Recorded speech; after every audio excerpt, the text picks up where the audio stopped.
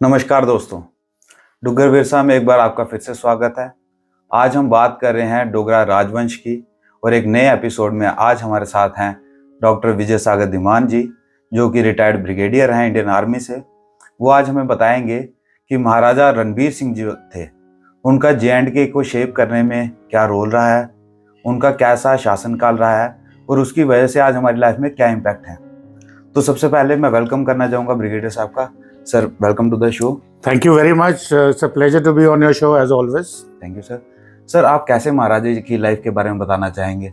जैसे महाराजा गुलाब सिंह आए, उनके बाद महाराजा रणबीर सिंह ने अपने शासनकाल से हमारे प्रदेश को एक नया वो दिया, दिशा दी। तो इसको आप कैसे देखते हैं कि अगर महाराजा रणबीर सिंह जो होते अगर नहीं होते तो तब JNK कैसा डिफरेंट होता, और उनकी लाइफ के बारे में थोड़ा सा हमें लाइट डालिए।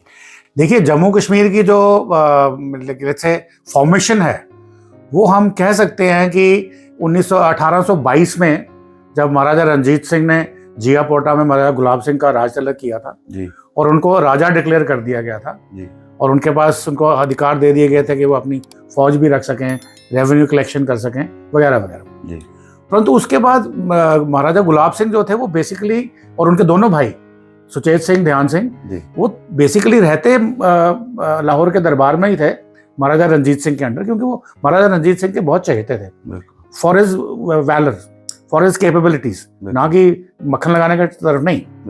जिनके जितनी भी महाराजा रणजीत सिंह की पॉलिसीज थी, उनकी 22 मिसलों को इकट्ठा रखना, उनमें उनका बहुत बड़ा रोल था।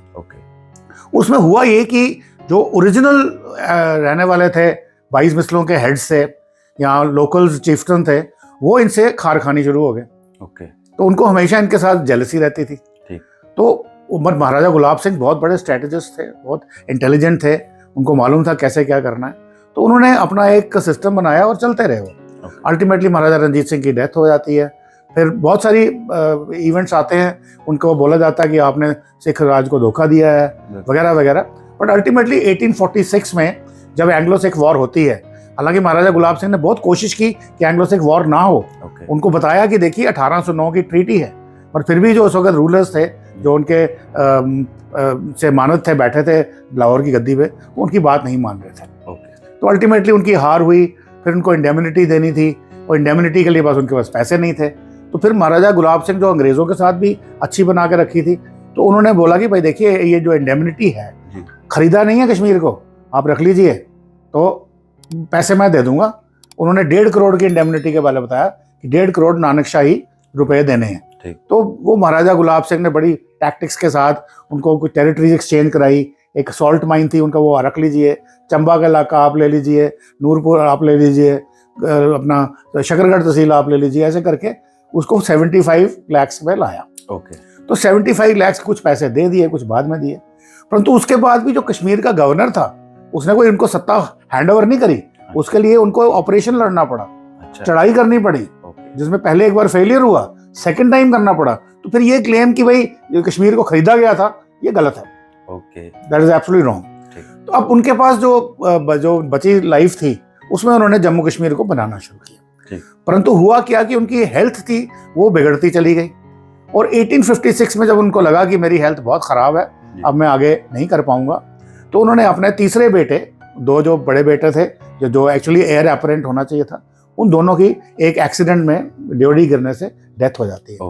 और तीसरे बेटे उनके जो महाराजा रणबीर सिंह थे, वो एक्चुअली उनके जो भाई थे, जिनके पास रामनगर की जागीर थी, सुचेत सिंह जी, वो उन्होंने उनको गोद में ले लिया था। अच्छा। तो अल्टीमेटली देखा जाए तो महाराजा रणबीर सिंह रामनगर के शासक होते हैं, ना कि पूरी जम्मू कश्मीर के। तो अब जब उनकी दोनों की डेथ हो गई, तो उनको वापस जाना था।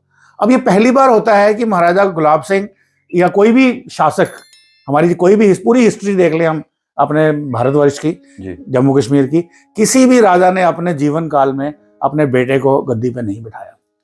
बल्कि अगर आप मुगलों की हिस्ट्री देखें तो उन्होंने अपने बाप को मार के, भाइयों को मार के गद्दी हासिल की, उल्टा।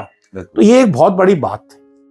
अब जब 20 फरवरी 1856 को एट द एज ऑफ 26 महाराजा रणबीर सिंह को गद्दी पे बिठाया जाता है, अब उनके लिए एक बहुत बड़ा डॉन्टिंग टास्क था। जो काम महाराजा गुलाब सिंह से पूरा नहीं हुआ। अब देखिए, कश्मीर का जो इलाका था वो सारी देखो, उसके बाद में गिलगित बल्टिस्तान था, उन्होंने रिवोल्ट करना शुरू कर दिया था।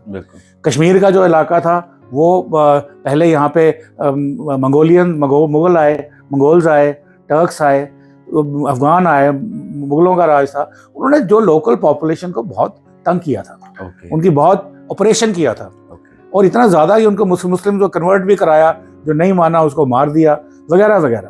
तो अब महाराजा रणबीर सिंह के दिमाग में ये था, क्योंकि सत्ता का लालच तो उनको पता ही नहीं था, उनको तो मालूम ही नहीं था कि उन्होंने राजा बनना है, तो उनके दिमाग में ऐसी कोई बात थी ही नहीं, बट उनके लिए genuine concern for the people वो था। तो जब वो सत्ता पे बैठते हैं तो उनके सामने बहुत सारे चैलेंजेस थे, तो वो बड़ा मुश्किल से जा करके उन्होंने चैलेंजेस, पीस इस्टेब्लिश करना है, प्रॉस्पेरिटी लोगों के लिए करनी है, जस्टिस सिस्टम सही होना चाहिए, आर्म फोर्सेस सही होनी चाहिए, ब्रिटिश ने बहुत तंग किया था, ये सब कुछ होना चाहिए। तो ये सब चीज़ें उनके लिए एक बहुत बड़ी चैलेंज थी, जो उन्होंने आस्ता आस्ता किया। अब जैसे आपके एग्जाम्पल के लिए बताऊं, 5 अगस्त 2019 तक जम्मू कश्मीर में आरपीसी चलता था, रणवीर पैनल कोड। वो अंग्रेजों ने बना दिया, पर उसके पहले उनको बोलते थे रणवीर विधान दंड, हमारी लोकल लैंग्वेज में। फिर जो हमारी बहुत सारे लिटरेचर्स थे, लिटरेरी चीज़ें थी, उनको उन्होंने डोगरी के लिटरेचर को पर्शियन में कन्वर्ट कराया, ट्रांसलेट कराया, पर्शियन लिटरेचर को डोगरी में कराया, टाकरी में चला, उर्दू को ऑफिशियल लैंग्वेज बनाया। तो इस किस्म के बहुत सारे रिफॉर्म जो थे करते चले गए।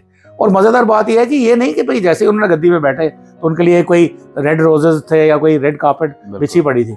विदिन 4 इयर्स उनके ऊपर हमला होता है, असैसिनेशन अटेम्प्ट। इस असैसिनेशन अटेम्प्ट जब होता है तो एक उनके कज़न ही हैं जवाहर सिंह, और साथ में मियाँ हाथू, ये रजौरी के थे रहने वाले, रजौरी पुंछ के जागीरदार थे। इनके साथ में इनको मिलके करा जाता है, और परंतु उसके बाद जब उनको अटेम्प्ट को फॉइल कर दिया जाता है, क्योंकि किसी वफादार ने बता दिया इनको, तो उसके बाद हमारे दादाजी सुनाते थे जब मैं बच्चा था कि जो हमारा घुमट द्वार है, ये एक main one of the entrance होती थी जम्मू में आने के लिए, स्पेशली जो लोग सियालकोट वगैरह से आते थे उस तरफ से। तो उस घुमट द्वार के ऊपर इनकी लाशों को जिंदा, इनको तेल में फ्राई करवा दिया गया, और इनको उल्टा टांग दिया द्वार पे कि जो आदमी आए इनको जूते मारते चले। तो कहने का मतलब है कि उन्होंने बड़े अच्छे काम भी किए, पर जब उन्होंने सजा देनी थी, वो शायद हमारे डोगरा वंश में शुरू से ही था, चाहे वो महाराजा गुलाब सिंह थे, जनरल जोरावर थे, या उसके बाद महाराजा रणबीर आए, और बाद में भी आई थिंक महाराजा प्रताप सिंह के टाइम पर तो ऐसी कोई बात सुनी नहीं हमने, ना ही महाराजा हरि सिंह। मतलब कि एक किस्म की जो पनिशमेंट थी वो बड़ी एग्जाम्पलरी पनिशमेंट दी जाती थी, मीन के उनको शासन करने का चाणक्य नीति का पूरा ज्ञान था। ठीक। तो जैसे कि अभी आपने बताया बहुत अच्छे तरीके से कि उनकी अर्ली लाइफ कैसी थी, एक्सेशन कैसा था। अगली वीडियो में हम बात करेंगे कि उनकी मिलिट्री अचीवमेंट्स उनकी पर्टिकुलर क्या रही हैं। तो इसी के लिए बहुत बहुत शुक्रिया, आपने हमें अपना टाइम दिया। Thank you sir. Thank you very much, धन्यवाद बहुत बहुत।